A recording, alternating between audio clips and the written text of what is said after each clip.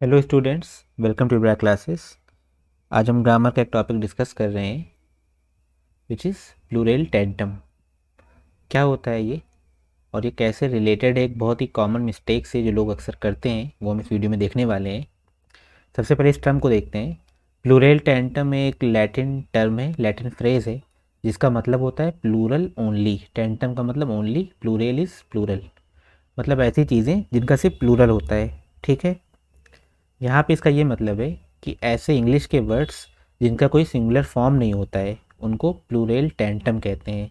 मतलब ऐसे वर्ड्स हमेशा एस के साथ लिखे जाते हैं। ठीक है, जो देखने से लगते हैं कि प्लूरल फॉर्म में लिखे हुए हैं, but that's the only form they have. उनका कोई सिंगुलर फॉर्म होता ही नहीं है, उनको हमेशा एस के साथ लिखा जाता है।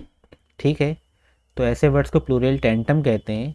और जो कॉमन मिस्टेक है जो लोग अक्सर करते हैं वो ये है कि लोग उसको देखकर समझते हैं कि वो प्लूरल है और उसका सिंगुलर कर देते हैं जब उनको एक कहना होता है। एग्जाम्पल हम देखेंगे सीजर्स के साथ। ठीक है, जैसे ये सीजर लोग कहते हैं इसको, अगर आपको कहना हो कैची तो आप क्या कहेंगे? सीजर कहेंगे। मतलब आप नहीं, अक्सर जो लोग मिस्टेक करते हैं वो क्या कहते हैं, इसको सीजर कहते हैं। ठीक है, सीजर कोई वर्ड नहीं होता है, सीजर्स वर्ड होता है। ठीक है, लास्ट में एस आता है। ठीक है, तो ये प्लूरल टेंटम का एग्जाम्पल है। कभी भी आप वन सीजर नहीं कह सकते। ठीक है, अगर आपको एक कैची कहनी हो आपको हमेशा सीजर्स कहना पड़ेगा, क्योंकि सीजर्स का सिंगुलर प्लूरल सब सीजर्स ही है। फाइन। तो अगर आप ये सोच रहे हो कि अगर आपको एक कहना हो तो आप कैसे कहेंगे अगर आप एस नहीं हटा सकते, तो उसके लिए हम एक वर्ड का यूज़ करते हैं, पेयर। पेयर का मतलब क्या होता है? जोड़ा। ठीक है, तो यहाँ पर अगर हमको कहना हो कि एक कैची तो हम क्या कहेंगे? One pair of scissors.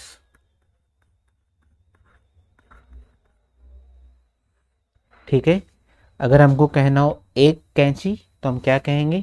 One pair of scissors. One scissor नहीं कह सकते कि अगर पीछे से एस हटा दें तो वो एक हो जाएगा, क्योंकि जैसा मैंने बताया ये प्लूरल टेंटम का एग्जाम्पल है। मतलब इसका सिंगुलर फॉर्म नहीं होता, इसको हमेशा इसी तरह लिखा जाता है। ठीक है, सीजर्स, हम इसको सीजर नहीं कह सकते।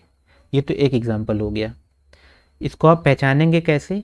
इसका एक कैरेक्टरिस्टिक है प्लूरल टेंटम का, जो जनरली वही होता है, 90% वही होता है, कुछ एक्सेप्शन है वो भी मैं बताऊंगा आगे। अक्सर प्लूरल टेंटम ऐसे वर्ड्स के लिए यूज़ होता है जो दो चीज़ों से मिलके बनते हैं। ठीक है, they are two parts which are acting as one. जैसे यहाँ पर अगर आप कैंची को देखें तो इसका एक ब्लेड ये है, दूसरा ब्लेड ये है, और ये दोनों एक साथ काम करते हैं। ये दोनों पार्ट एक ही टूल का हिस्सा हैं। ठीक है, ये प्रोडक्ट एक ही है, इसके अंदर दो ब्लेड लगे हुए हैं, दोनों साथ में काम कर रहे हैं। तो ऐसी चीज़ें जिसमें दो पार्ट होते हैं और एक सेट की तरह काम करता है, मोस्टली 90% प्लूरल टेंटम वही होते हैं। ठीक है, जैसे यहाँ पे सीजर्स। और प्लूरल टेंटम का मैंने क्या वो बताया यूज़ कि उसके साथ हमेशा एस लगता है, सीजर्स। ठीक है, इसको हम सीजर नहीं कह सकते। और मैंने यूज़ भी बताया कि अगर आपको एक कहना है तो आप वन पेयर ऑफ सीजर्स कहेंगे।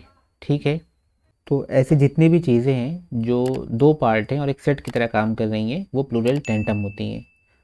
अगला एग्जांपल आप देख सकते हैं, जैसे ये ट्राउज़र्स कहते हैं इसको। ठीक है, अक्सर लोग ट्राउज़र कहते हैं या पैंट कहते हैं। पैंट नहीं होता है, पैंट्स होता है। ठीक है, हमेशा आपको साथ लास्ट में एक एस लगाना है, pants which is short of Pantaloons. ठीक है, पैंट्स। इसी तरह अगर आपको ट्राउज़र कहना है तो एक ट्राउज़र को ट्राउज़र नहीं कहते, ट्राउज़र्स कहते हैं, क्योंकि ये प्लूरल टेंटम का पार्ट है। लॉजिक मैंने बताया, क्योंकि इसमें दो पार्ट हैं, ये दो मिलके एक चीज़ बना है। ठीक है, ये दो पार्ट एक सेट की तरह काम कर रहे हैं, इसीलिए प्लूरल टेंटम का एग्जाम्पल है। फाइन। पैंट्स, ट्राउज़र्स, कोई भी जो क्लोथिंग इस तरह की हो जिसमें दो पार्ट होते हैं उनको प्लूरल टेंटम कहते हैं। पैंट्स, ट्राउज़र्स मैंने एग्जांपल दिया, लेगिंग्स, जेगिंग्स कुछ भी हो सकता है। ठीक है, ये सारे प्लूरल टेंटम के एग्जांपल हैं। और इनको जब भी अगर आपको एक कहना हो तो आप ऐसा नहीं पीछे से एस हटा देंगे तो वो सिंगुलर हो जाएगा। इसके लिए आपको हमेशा पेयर लगाना पड़ेगा आगे। अगर आपको एक पैंट कहनी है, अ पेयर ऑफ ट्राउज़र्स। ठीक है, जैसे पेयर ऑफ सीजर्स मैंने कहा था कैची के लिए, इसी तरह a pair of pants, a pair of trousers, a pair of jeans. Jeans होती है, जीन कुछ नहीं होता है ना, क्योंकि वो भी प्लूरल टेंटम है।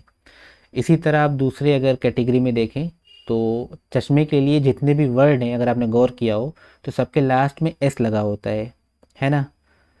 जैसे गॉगल्स, गॉगल कुछ नहीं होता है, गॉगल्स होता है। अगर आपको स्पेक्टेकल्स कहना हो तो आप स्पेक्टेकल नहीं कहेंगे, स्पेक्टेकल्स कहेंगे, या शॉर्ट में स्पेक्स, वहाँ भी लास्ट में एस है। कई लोग शेड्स कहते हैं, तो शेड नहीं होता, शेड्स होता है, ठीक है ना, शेड्स होता है। इसी तरह ग्लासेस कहते हैं, ग्लास नहीं कह सकते उसको, ग्लास तो वो ग्लास हो जाएगा जैसे पानी पीते हैं, ठीक है, ग्लासेस कहते हैं हमेशा। तो चश्मे के लिए जितने भी वर्ड हैं सबके लास्ट में एस लगता है। रीज़न अगेन सेम, क्योंकि उसके दो पार्ट होते हैं, दोनों आँखों के लिए वो मिल के एक बनता है और काम कर रहा होता है, इसलिए वो भी प्लूरल टेंडम का एग्जाम्पल है, ठीक है। शेड्स, ग्लासेस, स्पेक्स, गॉगल्स, इसको आप एस हटा के नहीं बात कर सकते, आपको हमेशा ग्लासेस, शेड्स, गॉगल्स ऐसे ही कहना होगा। और अगर आपको एक कहना है तो same rule, a pair of glasses, a pair of spectacles, ठीक है। तो ये सारे एग्जांपल प्लूरल टेंटम के वो हो गए जो दो पार्ट हैं, एक सेट की तरह काम कर रहे हैं। तो आप इस लॉजिक से याद रख सकते हैं कि कौन सी चीज़ें प्लूरल टेंटम है, ठीक है। लेकिन कई वर्ड ऐसे हैं जो इस लॉजिक पे तो नहीं बेस्ड हैं, बट उनके पीछे भी लॉजिक है, पर ये लॉजिक नहीं है कि वो दो सेट हैं। जैसे अगर आपने देखा हो तो भीख को इंग्लिश में क्या कहते हैं, आर्म्स, ALMS, है ना। यहाँ पे आप देख सकते हैं ALM, आर्म्स का मतलब होता है भीख, ALMS। यहाँ पे हमेशा एस लगा होता है लास्ट में, आर्म नहीं कह सकते हम। भीख एक ही वर्ड है लेकिन उसको कहने के लिए हमेशा लास्ट में एस लगा जाता है, और जो लोग भीख देते हैं उनको आर्म्स गिवर कहा जाता है, ठीक है। आर्म गिवर नहीं कह सकते, ये एस हमेशा साथ में होता है। ये भी प्लूरल टेंटम का एग्जाम्पल है, आर्म्स गिवर। और अगर आपने न्यूज़ में पढ़ा हो अगर हथियारों के बारे में, विपन के बारे में, तो हथियारों को आर्म्स कहा जाता है, और अगर हथियारों के लिए होड़ चल रही हो तो उसको आर्म्स रेस कहते हैं, आर्म्स रेस, है ना। आर्म रेस नहीं कह सकते, यहाँ भी हमेशा एस लगा होता है। ये भी प्लूरल टेंटम का एग्जाम्पल है, ठीक है। इसी तरह अगर आप किसी को शुक्रिया, धन्यवाद बोलते हैं तो या तो आप थैंक यू कहते हैं या थैंक्स कहते हैं। तो उस थैंक्स का मतलब ये नहीं है कि आप बहुत ढेर सारे शुक्रिया एक साथ बोल रहे हैं, प्लूरल कह रहे हैं, क्योंकि थैंक कोई वर्ड नहीं है, इसके साथ हमेशा एस लगा होता है। ये भी प्लूरल टेंटम का एग्जाम्पल है, थैंक्स, ठीक है। तो यहाँ पर आप क्या लॉजिक देख सकते हैं, ये सारे एब्स्ट्रैक्ट वर्ड हैं, ठीक है। Arms giver, arms race, thanks, ठीक है, इनको मतलब क्वांटिफाई नहीं किया जा सकता, इसलिए के साथ एस लगता है। ऐसे बहुत से एग्जाम्पल हैं, अगर मैं एग्जाम्पल ही देता रहूँगा तो वीडियो ख़त्म नहीं होगी कभी। लेकिन मैंने आपको इस कॉन्सेप्ट से इंट्रोड्यूस कराया है कि प्लूरल टेंटम क्या होता है, कैसे अप्लाई होता है, रूल क्या है और कैसे यूज़ किया जाता है।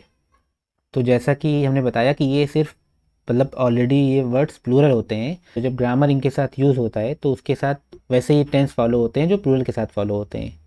फॉर एग्ज़ाम्पल अगर आपको सीजर्स के बारे में ही बात करनी है तो आप ऐसे ग्रामर स्ट्रक्चर यूज़ करेंगे जो प्लूरल के साथ यूज़ किया जाता है। जैसे वेयर इज़ माई सीजर्स नहीं कह सकते, of course where are my scissors, है ना, आर यूज़ करेंगे क्योंकि सीजर्स जो है वो प्लूरल है।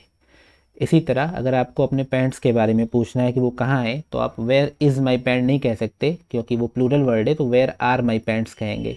लोग वेयर इज़ यूज़ करते हैं, वो भी कॉमन मिस्टेक है जो लोग करते हैं, ठीक है। Where is my pant is wrong, grammatically wrong.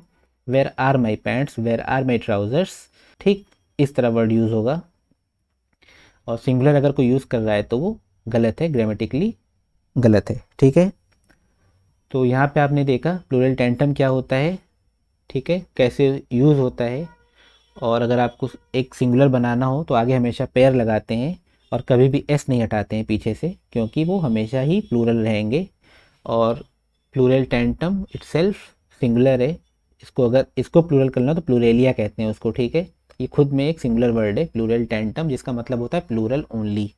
तो ये कॉन्सेप्ट था, एक लैटिन फ्रेज़ है, कैसे ग्रामर में यूज़ होता है ये हमने इस वीडियो में देखा।